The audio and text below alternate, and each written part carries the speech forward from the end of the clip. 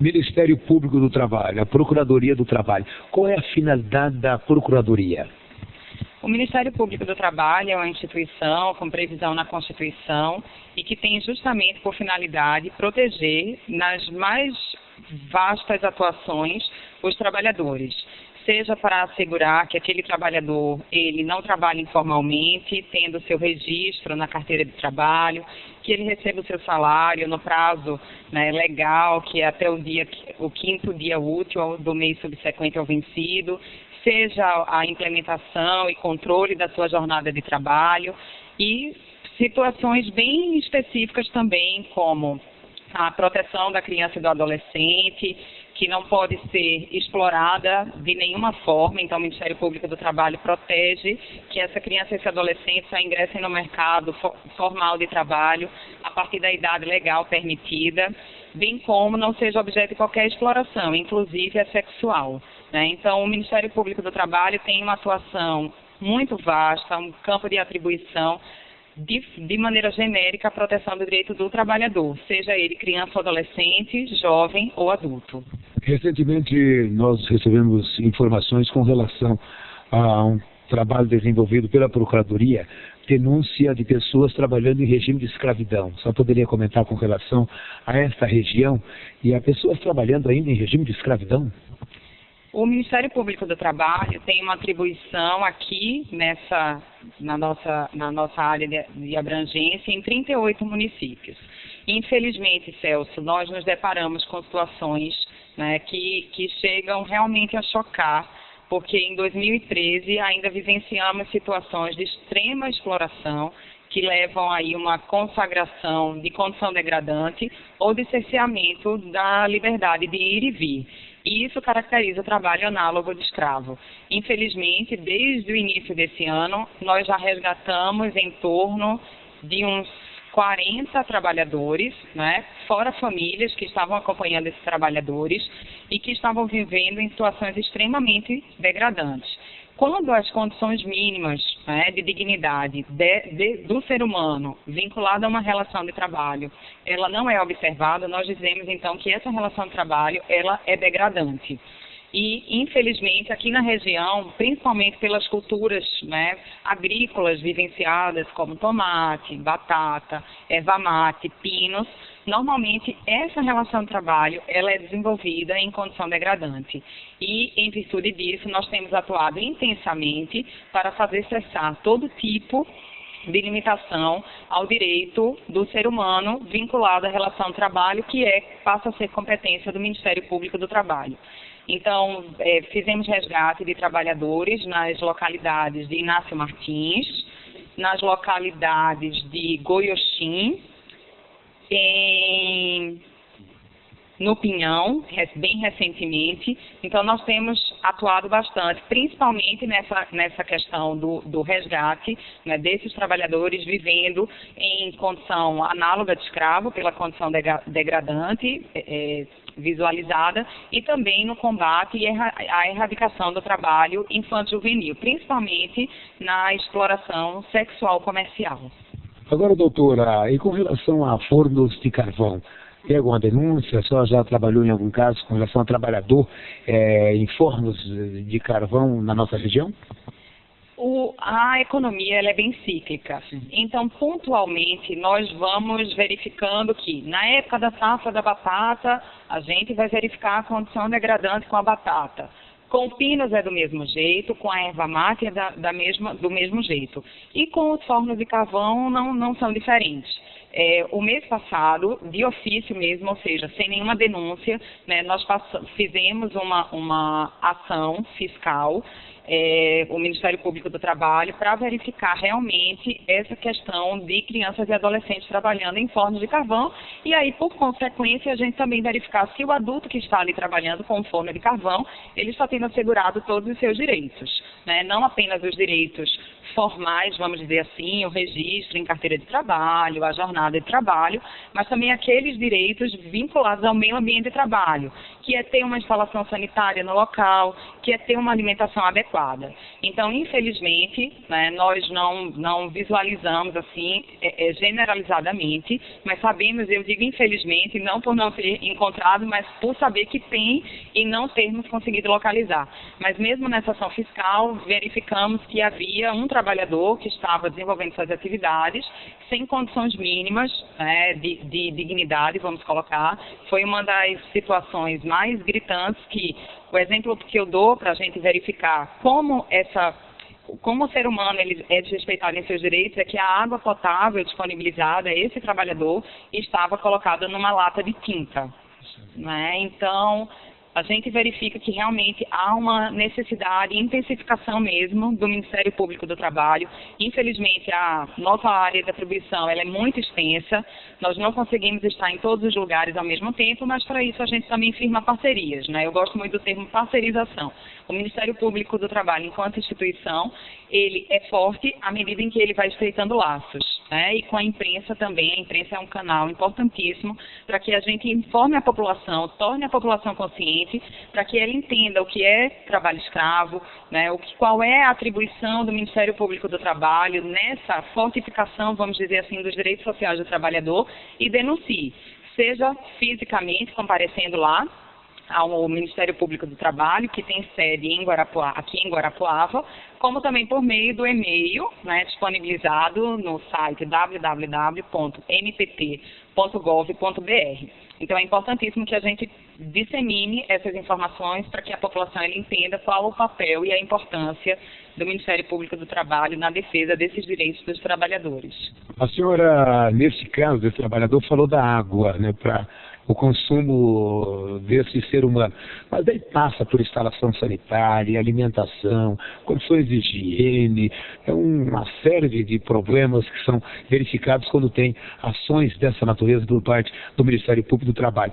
Quando tem um ser humano resgatado de uma situação desta, ou um grupo de pessoas resgatado de uma situação desta, como já aconteceu aqui em Guarapuava, a do Pião, de Inácio Martins, do Goiuxi, qual é a providência do Ministério Público do Trabalho para com essas pessoas resgatadas e também o que acontece com os responsáveis por estas pessoas, entre aspas?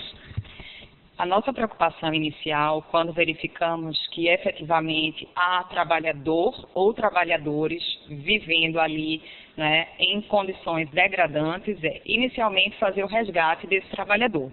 Muitas vezes são trabalhadores que vêm de outras localidades, então isso torna o nosso trabalho um pouco mais complicado e difícil. Por quê? Normalmente esses trabalhadores eles estão alojados numa área rural, que, se não distante, é de difícil acesso. E aqui a gente tem uma região muito caracterizada, né, de difícil acesso. Então, inicialmente, a gente retira esse trabalhador. A gente até faz um trabalho, vamos dizer assim, ampliado, porque não adianta se preocupar só com o confronto jurídico. A gente tem que primeiro olhar para esse trabalhador como ser humano, verificar se esse trabalhador ele está nutrido, subnutrido, se ele precisa de atendimento médico, fazer um levantamento psicossocial, né, da família desse trabalhador, que muitas vezes está acompanhando esse trabalhador. Então, entra em cena também o município, por meio do setor de assistência social, o município, por meio do setor de saúde, para prestar todo o serviço de saúde e assistência social desse trabalhador. Muitas vezes esse trabalhador, eu digo que a gente retira o véu de invisibilidade dele. Por quê? Ele não tem certidão de nascimento, ele não tem carteira de identidade, ele não tem nenhum documento que possa sequer vincular ao reconhecimento formal com uma carteira de trabalho por esse empregador.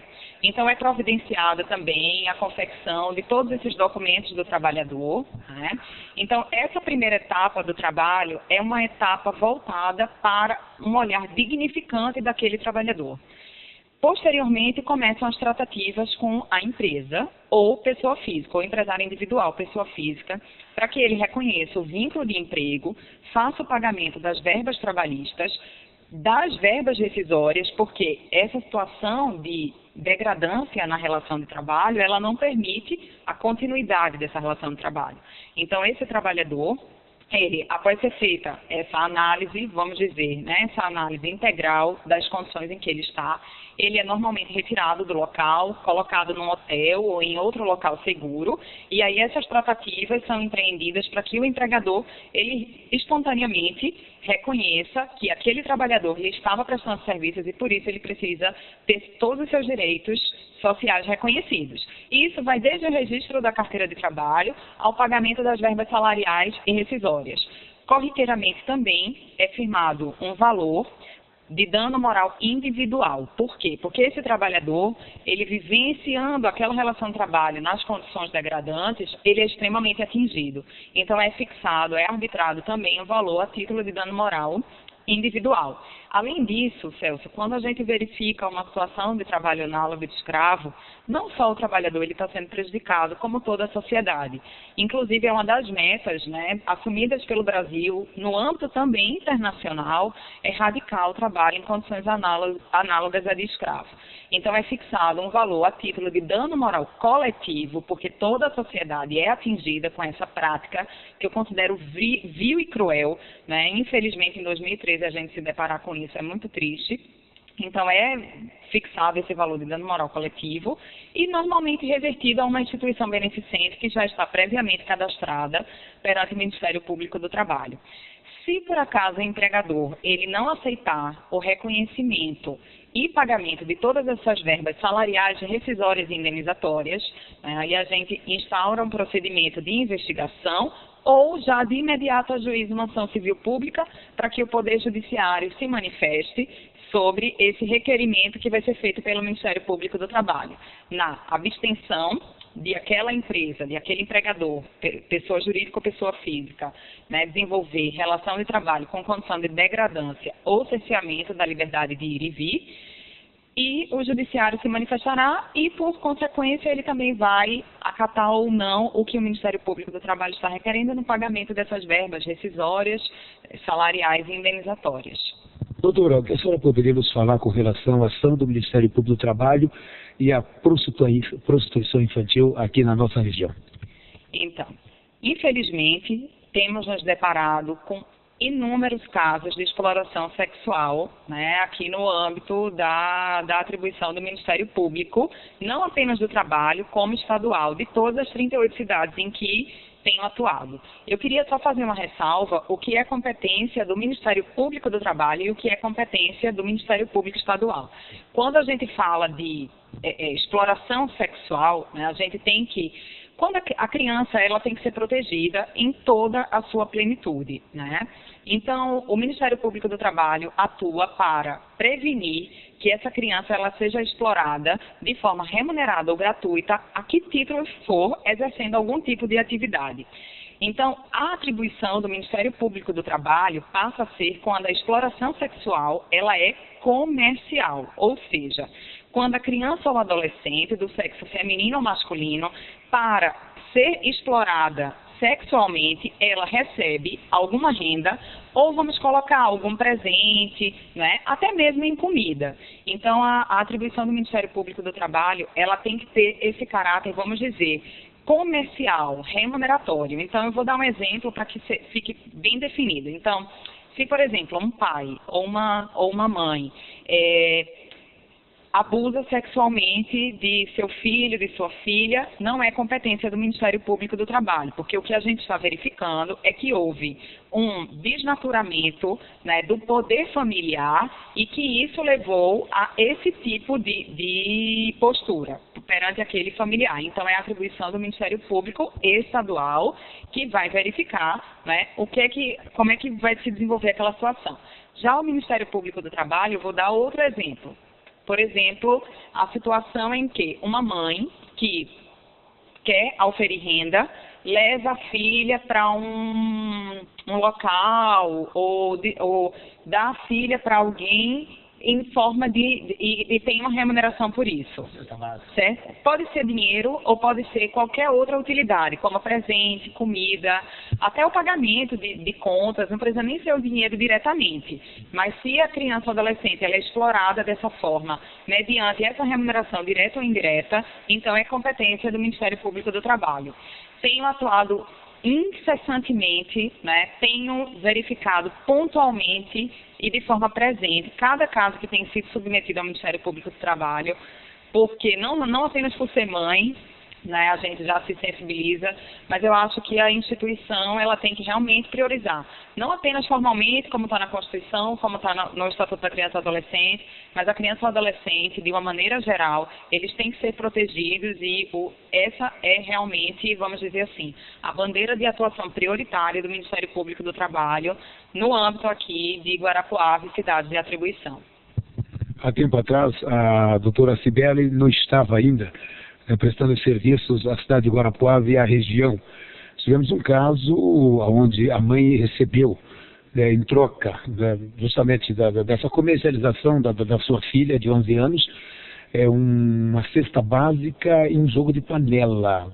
Foi mais ou menos algo nesse sentido. De que forma a população pode colaborar com o Ministério Público do Trabalho? De que forma o povo pode denunciar uma exploração sexual, um trabalho em regime de escravidão, né, ou de repente o cidadão, a cidadã acha que está sendo prejudicado os seus direitos? De que forma o povo pode denunciar? De que forma essa pessoa pode entrar em contato com o Ministério Público do Trabalho aqui em Guarapuava? Com relação à criança e adolescente, a gente tem, vamos dizer assim, um canal muito interessante e que já é de conhecimento amplo da população, que é o Disque 100, né, que foi criado pela Presidência da República, no Departamento de Direitos Humanos, e a população, com relação à denúncia de criança e adolescente, tem chegado bastante coisa para a gente, né, no Ministério Público do Trabalho. Então, a população, de maneira geral, pode adotar ou o Disque 100, pode telefonar para a Procuradoria, o número é DDD 42-3623-0589, e também pode fazer a denúncia pelo site www.mpp.gov.br ou pode se dirigir pessoalmente à nossa unidade do Ministério Público do Trabalho, que fica localizado em Guarapuava. Se a preferência for por se dirigir pessoalmente, será disponibilizado um formulário. Nesse formulário, a pessoa, inclusive, pode optar se é sigiloso ou não. Ou seja, a pessoa não precisa ter sua identidade revelada. Então, isso é bem interessante, porque às vezes a população fica receosa, fica com medo de denunciar e ter algum tipo de retaliação, de represália. Então, não precisa se preocupar com isso. Pode fazer essa denúncia de forma, inclusive, sigilosa. E, às vezes, se não quiser se identificar, a denúncia também pode ser recebida de forma anônima. Nem nós, do Ministério Público do Trabalho, saberemos quem foi. O importante é que a população não fique passiva diante da verificação de que direitos, né, estão sendo, desrespeitados, principalmente aqueles que são relacionados à criança, ao adolescente. A gente tem também recebido muitas denúncias de outros órgãos, né, como da Justiça do Trabalho, como da Polícia Militar Ambiental, que tem assessorado bastante nessa questão do trabalho escravo. Temos recebido denúncia de sindicatos.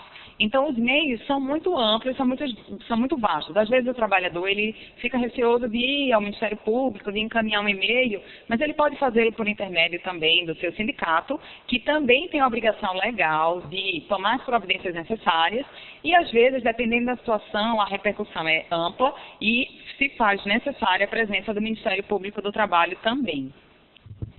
E agora, a partir aí do dia 27, já com uma nova sede, poderíamos falar com relação ao porquê desta mudança no local de atendimento do Ministério Público do Trabalho aqui em Guarapuava, da nossa Procuradoria, doutora?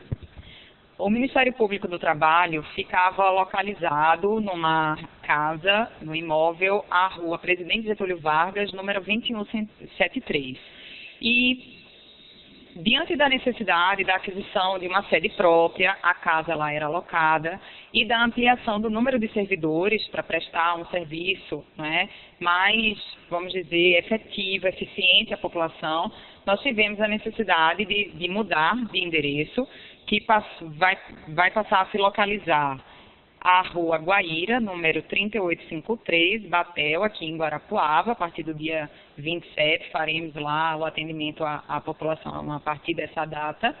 e justamente para que a gente pudesse prestar um serviço com mais qualidade, com mais efetividade, com mais eficiência à população. Então, estamos ampliando, né, nossa sede e como também o número de servidores, que tenho certeza que vão agregar, né, mais valores e mais efetividade ao trabalho que a gente já vem desenvolvendo aqui.